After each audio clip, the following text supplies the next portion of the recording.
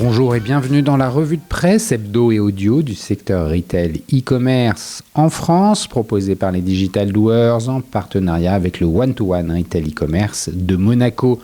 Nous sommes le 28 février et après le résumé de l'actualité, voici les 5 articles au sommaire cette semaine.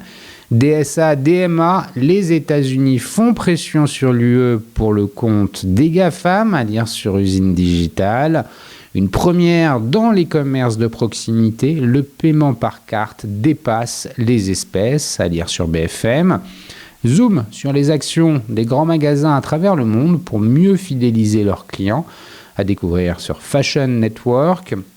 Intersport du digital au magasin, une stratégie gagnante, à lire sur e-commerce mag.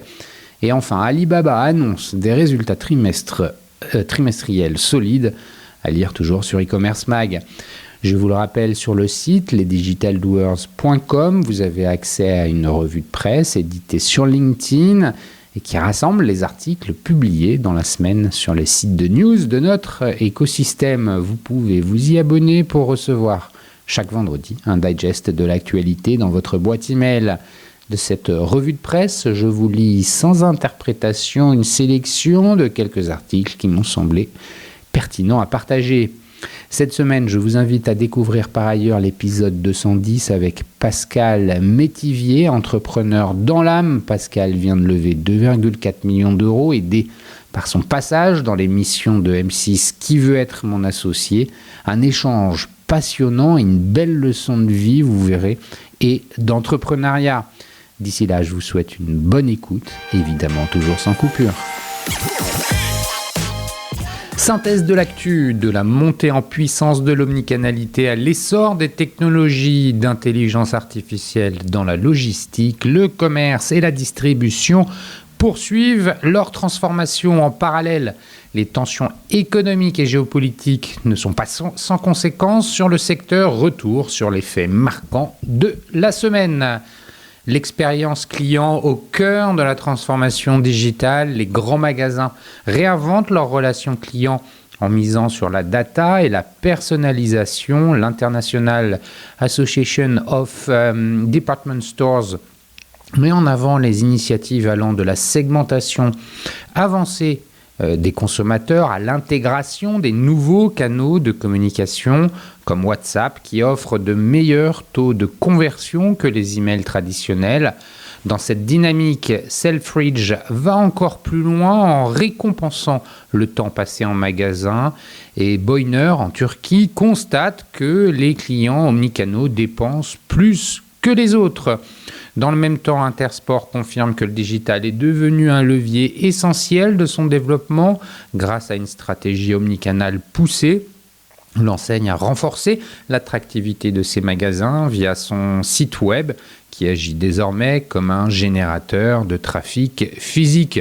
Une approche similaire à celle de la Fnac qui mise sur l'événementiel en magasin, concerts, dédicaces et avant-premières pour dynamiser ses points de vente et fidéliser sa clientèle. Innovation logistique, l'IA et la robotique redessinent l'e-commerce. Les évolutions technologiques transforment la logistique, les drones intelligents, des camions autonomes et même des livraisons depuis l'espace se profilent à l'horizon. Parmi ces avancées, Living Packets propose désormais des colis interactifs équipés d'IA capables de répondre aux questions des clients sur leur livraison.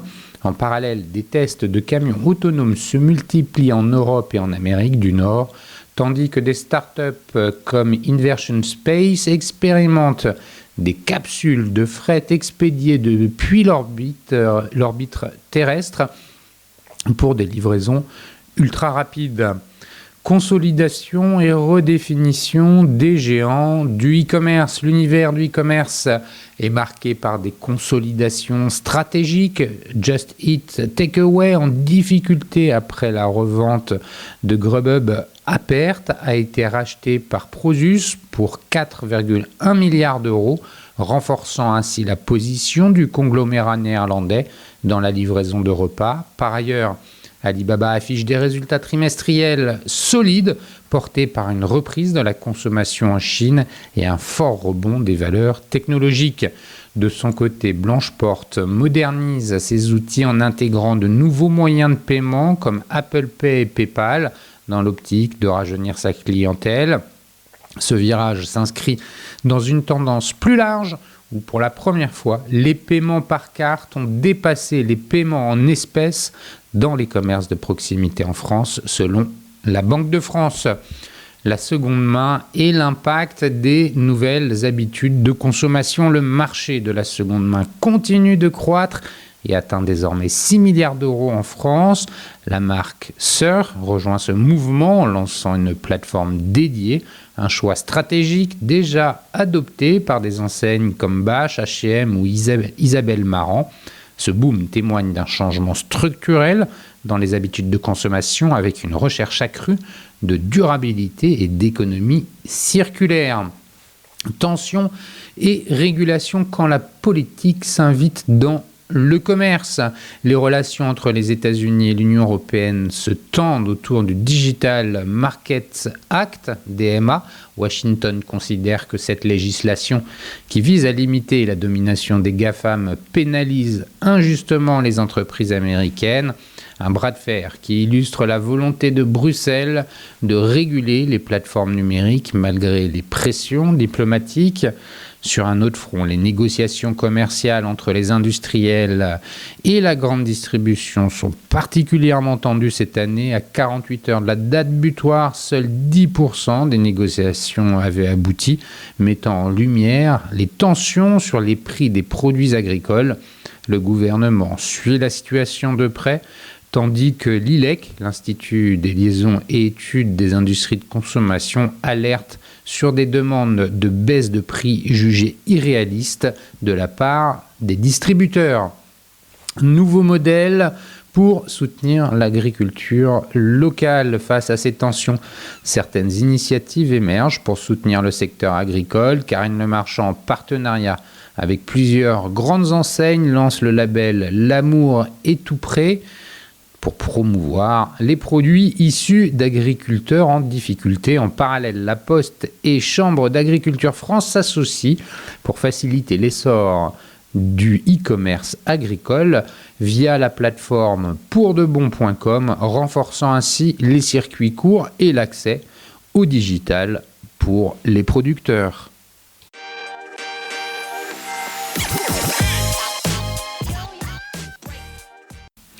DSA, DMA, les États-Unis font pression sur l'UE pour le compte des GAFAM. La Chambre des représentants des États-Unis demande des clarifications à Bruxelles sur le DMA. Elle considère que cette loi antitrust désavantage les entreprises américaines en les soumettant à des règles contraignantes et à de fortes amendes. Le retour de Donald Trump à la Maison-Blanche a été marqué par son désir que les grandes entreprises américaines lui prêtent allégeance, mais ces dernières peuvent aussi trouver leur compte. Plusieurs d'entre elles, à commencer par Meta, ont clairement laissé entendre qu'elles demanderaient au gouvernement américain de faire pression sur l'Union européenne pour ne plus avoir à subir de contraintes.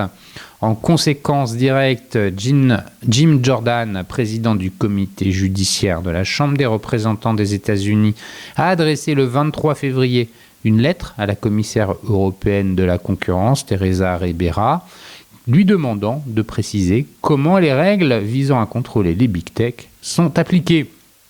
Trump à la manœuvre dans cette missive co-signée par Scott Fitzgerald, président de la sous-commission de l'État administratif, de la réforme réglementaire et de la lutte contre la concurrence et consulté par Reuters. Le comité a exprimé ses inquiétudes concernant plus particulièrement le Digital Markets Act, avançant que ces dispositions semblent cibler davantage les sociétés américaines. Comme son nom l'indique, le DMA porte sur les marchés numériques et vise à lutter contre les pratiques anticoncurrentielles, celles des géants d'Internet. Il est entré en vigueur complètement en mars 2024. Ces règles soumettent les entreprises à des réglementations contraignantes et donnent un avantage aux entreprises européennes, ont précisé les signataires. La demande de clarification de la Chambre des représentants américains intervient après la signature le 21 février dernier d'un mémorandum par Donald Trump annonçant que son administration allait examiner minutieusement le DMA et son pendant pour les services numériques, le DSA.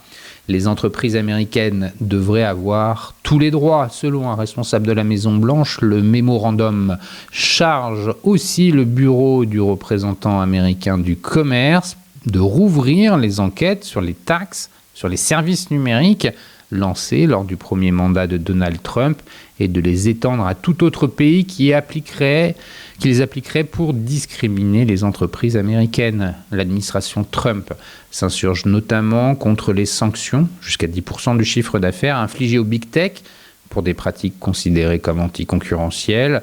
S'exprimant à ce sujet, le comité judiciaire de la Chambre des représentants a déploré dans sa lettre à Teresa Ribera une situation de deux poids, deux mesures qui pénalise les GAFAM. Ces amendes sévères semblent avoir deux objectifs: contraindre les entreprises à respecter les normes européennes dans le monde entier et imposer une taxe européenne aux entreprises américaines, ont déclaré M. Jordan et M. Fitzgerald. De plus, ont-ils ajouté, les règles européennes dont le DMA pourrait profiter à la Chine car elles étouffent l'innovation, découragent la recherche et le développement et remettent de vastes quantités de données exclusives de grande valeur à des entreprises et des pays adversaires. L'Europe inflexible. Alors que le comité juridique de la Chambre des représentants souhaite obtenir une réponse à sa demande de clarification d'ici le 10 mars, la Commission européenne n'a pas encore réagi au contenu de sa lettre. Dans une interview la semaine dernière à Reuters, la commissaire à la concurrence a affirmé que l'exécutif européen ne devrait pas être contraint de modifier des lois qui ont été approuvées par le législateur.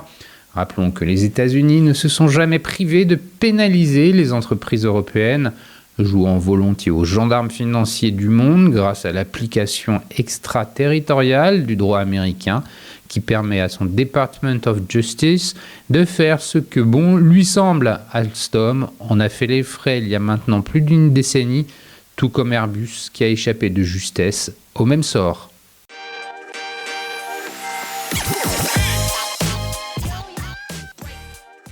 Une première dans les commerces de proximité, le paiement par carte dépasse les espèces, à lire sur bfmtv.com en date du 26 février. Selon une étude de la Banque de France, les paiements par carte ont devancé les espèces pour la première fois en 2024 dans les commerces de proximité. Les Français restent malgré tout attachés au cash. La carte bancaire a le vent en poupe en 2024. Et pour la première fois, le paiement par carte est devenu le moyen de règlement le plus utilisé dans les commerces de proximité en France, dépassant ainsi les paiements en espèces. C'est ce que révèle une étude de la Banque de France mise en ligne le 25 février. L'an passé, la carte représentait ainsi 48% des transactions contre 43% pour les espèces. La part des paiements en espèces a chuté de 25 points entre 2016 et 2024, tandis que l'utilisation de la carte, elle, a augmenté progressivement sur cette période alors qu'elle n'était que de 27% en 2016. En comparaison, la zone euro continue de privilégier les espèces. 52% des transactions se font en liquide contre 39% en carte. Là aussi, la part des transactions en espèces diminue progressivement avec une diminution de 27 points depuis 2016. Les paiements mobiles en croissance. Parallèlement, les paiements mobiles connaissent la plus forte croissance en France entre 2022 et 2024, tandis que les autres moyens de paiement, tels que les virements, prélèvements ou chèques, restent stables. Les paiements mobiles passent ainsi de 2 à 4% des transactions entre 22 et 24. Les paiements par chèque, prélèvement ou virement passent de 4 à 5% des transactions sur la même période. Au sein de la zone euro, la hausse des paiements mobiles suit une tendance similaire. Elle a doublé en 2 ans, passant de 3 à 6% des transactions. Les Français restent attachés aux espèces. Cependant, bien que l'usage des espèces soit en déclin, une majorité des Français continuent d'attacher une grande importance à ce mode de paiement. En 2024, 14% des Français affirment préférer payer en espèces, un chiffre qui se stabilise. À titre de comparaison, 62% des consommateurs plébiscitent la carte bancaire. Malgré cette tendance, 60% des Français jugent qu'il est opportun, voire très important, d'avoir la possibilité de payer en espèces.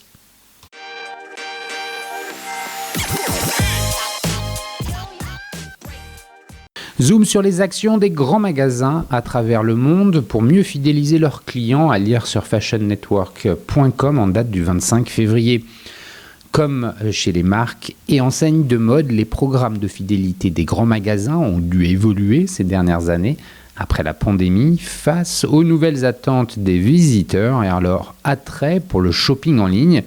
Vu la largeur d'offres que proposent les department stores du globe, piloter plus efficacement les aspects de la relation client est un point crucial pour retenir les consommateurs. L'International Association of Department Stores, IADS, qui fédère une quinzaine d'acteurs internationaux, retrace leurs dernières initiatives en matière de CRM. Les grands magasins sont passés d'une approche marketing traditionnelle et généraliste à des interactions clients ciblées et suivies, introduit l'organisme. Par le passé, le succès des interactions individuelles reposait sur des vendeurs talentueux.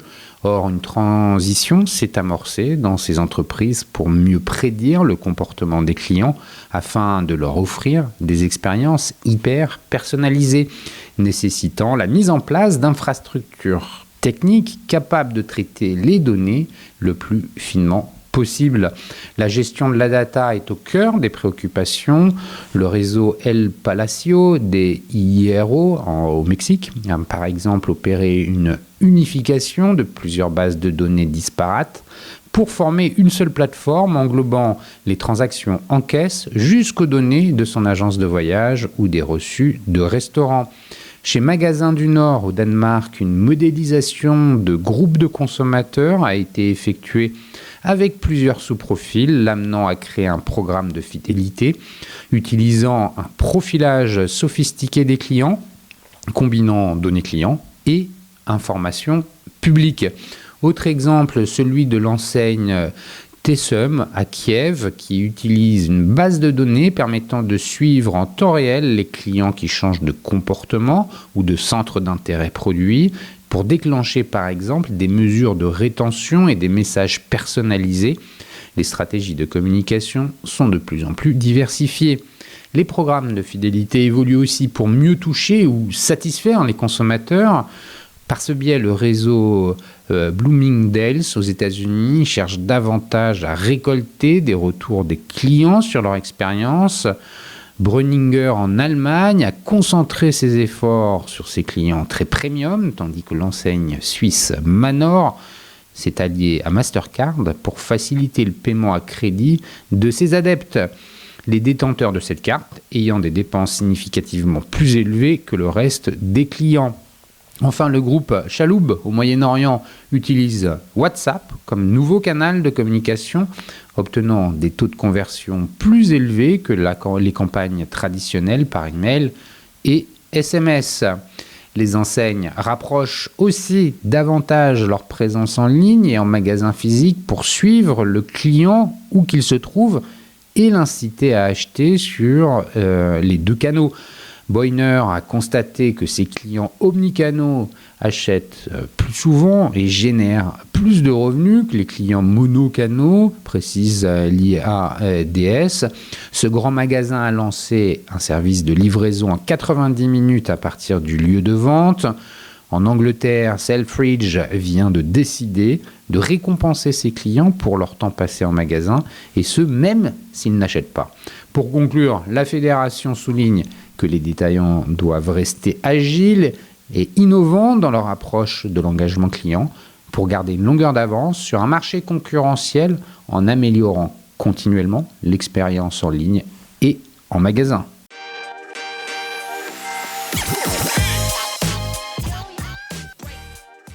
Intersport, du digital au magasin, une stratégie gagnante, à lire sur e-commercemag.fr en date du 24 février. Intersport, enseigne de distribution d'articles de sport, a connu une transformation digitale significative ces dernières années. Grâce à un partenariat étroit avec Making Science, l'entreprise a réussi à faire du digital une force majeure de son activité, comme le souligne Philippe Mur, directeur digital et e-commerce chez Intersport.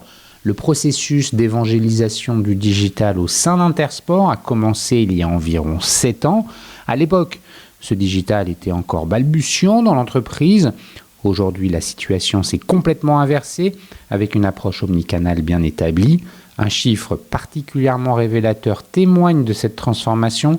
70% des clients Intersport visitent le site web avant de se rendre en magasin. Une statistique qui souligne l'importance cruciale du digital dans le parcours client. Le modèle Ship from Store, une stratégie digitale qui se concentre sur plusieurs aspects clés, notamment l'expérience client unifiée.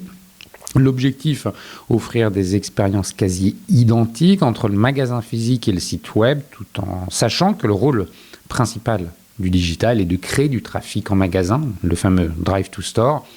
Un site web qui agit principalement comme un porteur d'affaires. Ce système, lancé avant la pandémie de Covid-19, a permis à Intersport de devenir un acteur majeur du commerce omnicanal, souligne Philippe Mur. Évangélisation du digital. Ces progrès dans l'univers numérique ont été possibles grâce au partenariat avec Making Science, un partenariat qui a permis d'évangéliser le digital au sein d'Intersport, comme le rappelle Jérôme Cochard, DG de Making Science. En collaborant avec des géants comme Google et Meta, Intersport a pu automatiser ces processus et bénéficier de versions bêta et de pilotes, renforçant ainsi sa présence en ligne. Cette collaboration a également permis de développer une relation de confiance essentielle pour convaincre les adhérents de la coopérative de l'importance du digital. Résultats et bénéfices, de nombreux avantages liés à cette transformation digitale ont été constatés, à commencer par une notoriété accrue. Les investissements dans Google et Meta ont significativement augmenté la visibilité de l'enseigne, confirme Philippe Mur. Partant d'une base très faible, nous avons considérablement développé nos ventes en ligne. En outre, l'utilisation de Local Inventory Ads a permis de montrer la disponibilité des produits en magasin directement dans les résultats de recherche Google, une approche qui a contribué à l'augmentation des ventes, plus 16% des conversions omnicanales, et à la visibilité de l'enseigne. De plus, l'ouverture de nouveaux magasins à Paris a démontré l'impact positif de l'omnicanalité sur les ventes. Application mobile et livraison en magasin dans les cartons.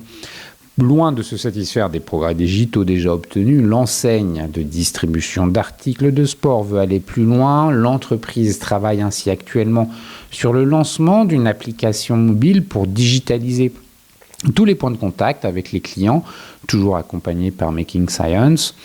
Une application qui devrait être disponible courant de l'année ou début 2026. Par ailleurs, Intersport prévoit de proposer la livraison en magasin, renforçant ainsi son approche omnicanale. Finalement, la transformation digitale d'Intersport illustre parfaitement la synergie entre le commerce physique et le e-commerce et a contribué au rattrapage du retard pris.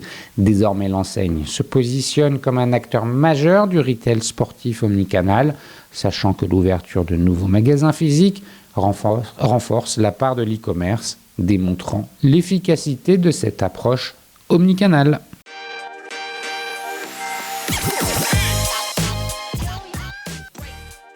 Alibaba annonce des résultats trimestriels solides, à lire sur e-commercemag.fr en date du 24 février. Alibaba, le géant chinois du commerce en ligne, a annoncé un chiffre d'affaires supérieur aux attentes pour le troisième trimestre de l'exercice décalé. Cette performance positive témoigne d'une amélioration de la consommation intérieure en Chine, un indicateur clé pour l'économie du pays. Alibaba a donc publié des résultats supérieurs aux attentes. En effet, le chiffre d'affaires d'Alibaba a atteint 280 milliards de yuan, soit 38,4 milliards de dollars au cours du trimestre terminé le 31 décembre, en hausse de 8% par rapport à l'année précédente. Cette performance est supérieure aux prévisions des analystes et reflète les avancées de la stratégie d'Alibaba centrée sur l'utilisateur et l'intelligence artificielle. Un rebond porté par l'optimisme autour de l'IA. Alibaba a profité d'un fort rebond des actions technologiques chinoises avec une hausse de plus de 40% de son titre depuis le début de l'année. Cette reprise est notamment portée par l'optimisme des investisseurs face aux avancées chinoises en matière d'IA. Par ailleurs, la participation de Jack Ma, il n'est plus le dirigeant d'Alibaba, mais il aurait conservé une participation importante dans la société, à une réunion avec Xi Jinping a été interprété comme un signe de retour en grâce de l'entrepreneur d'Alibaba et plus généralement du secteur technologique chinois après plusieurs années de régulation accrue par les autorités.